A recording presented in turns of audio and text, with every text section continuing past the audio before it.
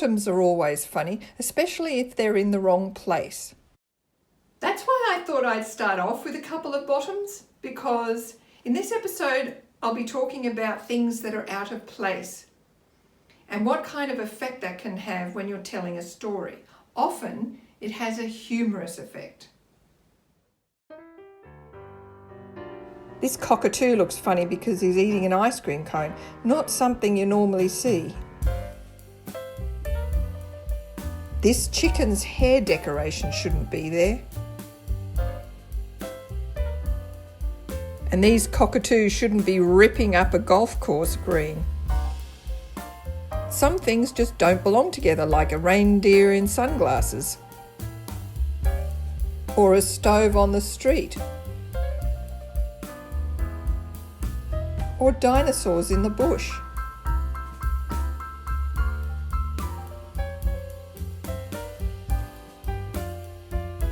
Or aliens in the doll's house.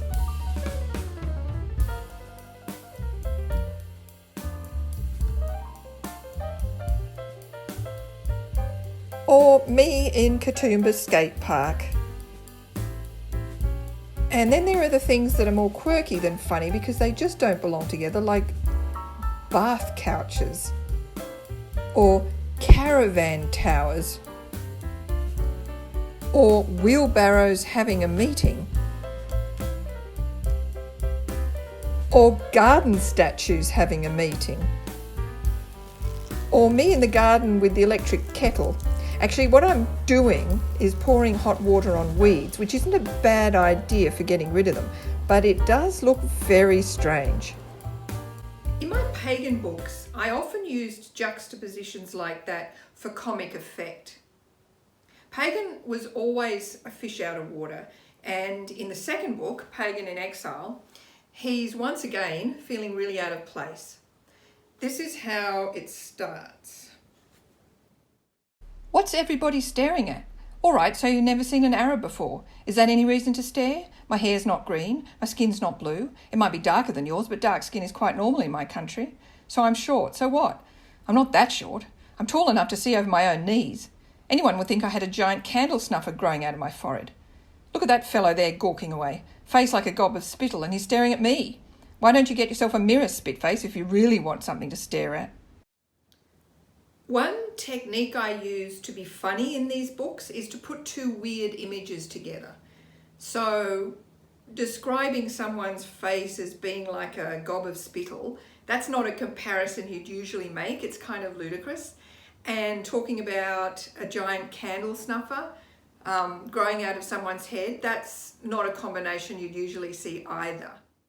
Another book I wrote that's built on a weird juxtaposition is the Reform Vampire Support Group. Traditionally, the idea of being desperate and wobbly and needing a support group doesn't seem to match with vampires. Since I wrote this book, the TV show What We Do in the Shadows has come out, and that kind of explores a similar idea, though their vampires aren't physically challenged or seeking treatment, which is, I have to say, a rich comic load. Vampirism and psychobabble is always a good combo if you put them together, like this for instance. She's a symbol of your flight from reality. This was one of Sanford's stock remarks. For at least 25 years, he'd been telling me that I was stuck in the denial phase of the Kubler-Ross grief cycle, rather than the anger, bargaining, depression or acceptance phase, because I had refused to embrace my true identity as a vampire. You feel compelled to invest vampires with a battery of superhuman powers, he said, making reference to Zadia Bloodstone, just so you can tell yourself that you're not really a vampire. You're living in a dream world, Nina. But weird combinations aren't always funny. Sometimes they're spooky, like this old lamppost beside Leura Cascades, which looks like something out of Narnia.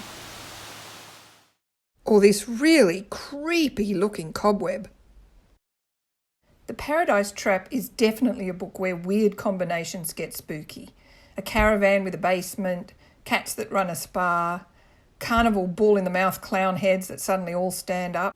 Another spooky scene is in this book, Shepherd, when our hero Tom approaches his master's farm.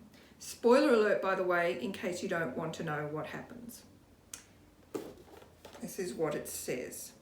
Broken bottles litter the front steps of the house. One of the windows is cracked. As we slowly advance, passing to the west of the front parlour, a small hut with cob walls becomes visible.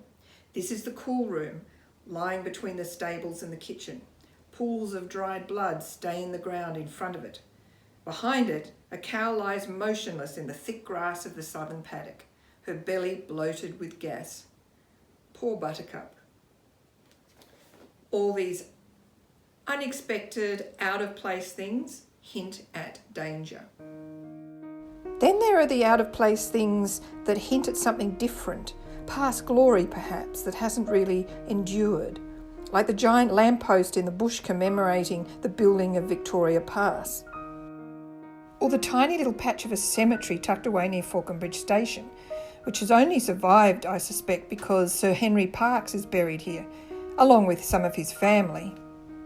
Henry Parkes was the Premier of New South Wales on several occasions and was known as the father of Federation. He was self-educated and started in Australia as a labourer, but ended up as one of the country's preeminent figures with progressive views. He was against the convict system, for Federation, and very much in favour of equal education. He moved to Falconbridge House in the Blue Mountains in 1877, and the whole village was named after that house. He's a bit of a towering, iconic political figure in Australian history, yet here he is lurking in an obscure little corner next to a railway station. It just seems a bit, well, poignant, I suppose. But sometimes out of place and unexpected things make you happy, like when you look down and see a really attractive manhole cover. Or when you're wandering down an ordinary Blue Mountains back street and come across the most extraordinary, unexpected historic home that looks a bit like Vaucluse House in Sydney because of all the crenellations. And then you discovered that one of the owners of the house was Sir John Sulman, a really famous 19th century architect. The Sulman Prize, the art prize, was named after him. But perhaps the happiest out-of-place moment you can have is when you're going for a walk in Katoomba and you start to see all these people wandering around with ukuleles, not something you usually see. And then you realise you've stumbled on the Blue Mountains Ukelele Festival. So, of course, you have to go and pick up a $10 ticket.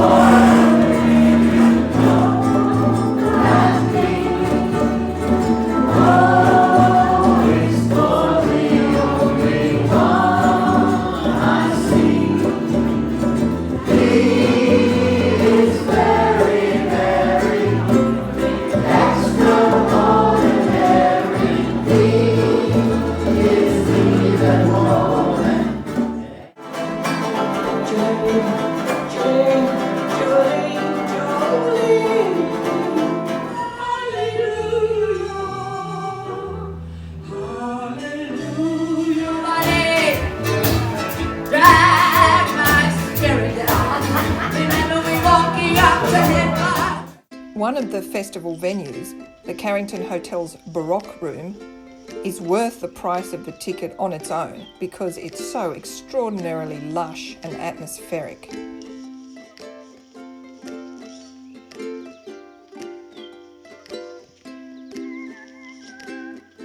So really, when you walk in here, nothing's out of place and nothing would surprise you. except perhaps that after 25 years here, I keep finding unexpected things in the Blue Mountains.